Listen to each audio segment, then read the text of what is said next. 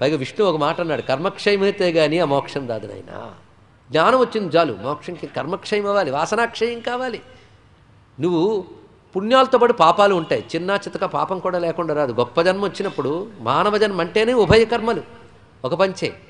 ఆ పాపాలు పోవడానికి యజ్ఞాలు చెయ్యు. చూడండి ఇక్కడ మన యజ్ఞం నిష్కామంగా అయినా చెయ్యాలి, ఎందుకంటే నీ లోపల ఏ పాపాలు ఉన్నాయో నీకు తెలియదు. అందుకే యజ్ఞయాగాది సత్కర్మల ద్వారా పాపక్షయం చేసుకో. లేదు నాకు కోరికలు లేవు, అయితే కోరిక లేకుండా చెయ్యి, అంతే. మా నీకు కోరిక లేకుండా చెయ్యి, పాపక్షయం అయిపోతుంది. పావనాని మనీషిణాం, ఇది రహస్యం.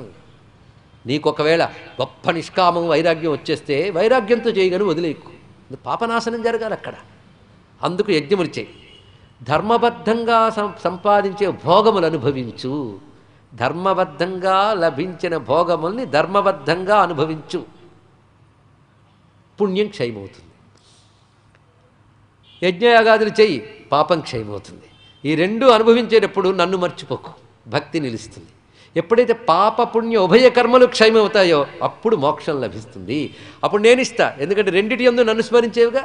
భోగాలు అనుభవించేటప్పుడు ఆయన ప్రసాదమును అనుభవించాలి, పాపక్షయంకి యజ్ఞాలు చేసేటప్పుడు, భగవద్ ఆరాధన చేసేటప్పుడు, యదన్నాత్కురితే పాపం తదన్నాత్ ప్రతిముచ్యతే అని కర్మలు చేసేటప్పుడు ఆయనకు అర్పణంగా ఆరాధించాలి.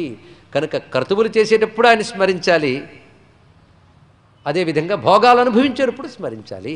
ఈ రెండిట్లో నా స్మరణ ఉంది కనుక కర్మక్షయం అయిపోయింది, పాపపుణ్య ఉభయక్షయం, నా అనుగ్రహం లభిస్తుంది. అప్పుడు నీకు అవన్నీ లభిస్తాయి.